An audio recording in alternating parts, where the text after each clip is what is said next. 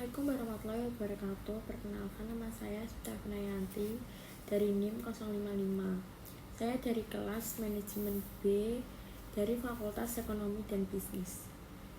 Oke, jadi di sini saya ingin mempresentasikan tentang epistemologi ilmu dalam Islam dan Iptek.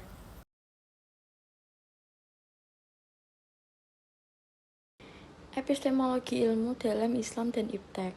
Dalam kehidupan manusia, pengetahuan dan pemahaman dunia di sekitar mereka memiliki peran penting dalam pengembangan, peradaban, dan kemajuan sosial. Dalam konteks Islam, epistemologi ilmu pengetahuan merujuk pada studi sumber, metode, dan dalam kerangka kepercayaan dan pandangan dunia berdasarkan ajaran agama Islam. Pandangan epistemologi ilmu dalam Islam didasarkan pada beberapa sumber utama pengetahuan. 1. Al-Quran. Al-Quran dianggap sebagai wahyu ilahi dan sumber utama pengetahuan agama. 2. Hadis, yaitu kumpulan pertanyaan, tindakan, dan persetujuan Nabi Muhammad SAW. 3. Akal, yaitu memungkinkan manusia untuk merenung, menganalisis, dan memperoleh pengetahuan dengan berpikir. Pengertian Iptek adalah bidang pengetahuan yang berkembang pesat dalam masyarakat modern. Metode ini mencakup metode ilmiah, pengamatan, eksperimen, dan analisis data untuk menghasilkan pengetahuan yang dapat diterapkan dalam berbagai bidang. Pada dasarnya, epistemologi ilmu dalam Islam dan Iptek memiliki kesamaan dalam upaya mereka untuk memperoleh pengetahuan yang benar dan valid. Oleh karena itu, epistemologi ilmu dalam Islam dan Iptek melengkapi dan menginspirasi dengan memberikan pemahaman yang lebih luas tentang alam semesta dan tujuan penciptanya. Metode penelitian. Penelitian ini menggunakan metode kualitatif dengan pendekatan studi pustaka. Pengumpulan data dilakukan dengan mengumpulkan berbagai literatur seperti buku-buku dan jurnal-jurnal terbaru yang terpercaya dan relevan dengan penelitian. Analisis data menggunakan model analisis Miles dan Ruhrberman, yakni pengumpulan data, reduksi data, penyajian data, dan penarikan kesimpulan. Epistemologi ilmu dalam Islam.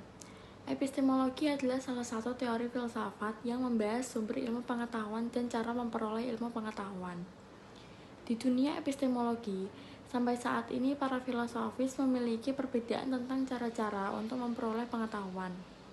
Dari polemik yang berkepanjangan hingga kini, lahir beberapa pendapat atau aliran diantaranya empirisme, rasionalisme, dan intuisme. Empirisme berasal dari bahasa Yunani yang artinya pengalaman. Menurut pemahaman ini, manusia memperoleh pengetahuan melalui pengalaman sensoris. Manusia pada awal kelahirannya kosong, tidak memiliki pengetahuan apapun, dan kemudian pengalamannya yang mengisi jiwa yang kosong. Kemudian muncul aliran rasionalisme. Aliran ini menyatakan bahwa pengetahuan yang benar diperoleh dan diukur hanya berdasarkan nalar. Menurut aliran rasionalisme, kekeliruan pada empirisme karena kelemahan indera dapat dikoreksi ketika akal digunakan. Metode ini pada akhirnya mengarah pada pengetahuan ilmiah. Meskipun demikian, menurut alur rasionalisme, mencapai seseorang kepada kebenaran adalah murni dengan akal. Kemudian ada indera terbatas. Akal terbatas. Setiap objek yang tertangkap baik oleh indera ataupun oleh akal selalu berubah, sehingga pengetahuan yang dihasilkannya tidak pasti. Keterbatasan indera dan daya nalar merangsang pada filsuf untuk menemukan tingkat kemampuan tinggi yang melebihi kemampuan indera dan akal, yaitu intuisi. Dengan intuisi, manusia dapat memahami kebenaran yang utuh, tetap, dan lengkap. Dapat menangkap objek langsung tanpa berpikir panjang. Konsep penting epistemologi dalam Islam. A. Tauhid. Konsep tauhid dalam Islam menekankan kesatuan Allah dan pemahaman bahwa segala sesuatu berasal dari Dia. B. Al-Quran. Al-Quran dianggap sumber pengetahuan yang paling penting dalam Islam. Ayat-ayat dalam Al-Quran memuat wahyu ilahi dan dianggap sebagai petunjuk akan kebenaran dan pengetahuan. C. Sunnah Nabi Muhammad. Hadis yang berisi catatan ajaran-ajaran dan tindakan Nabi Muhammad digunakan sebagai panduan dalam memahami dan menerapkan pengetahuan.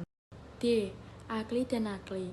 Epistemologi dalam Islam mencakup dua pendekatan utama, yaitu akli atau rasional dan nakli atau wahyu.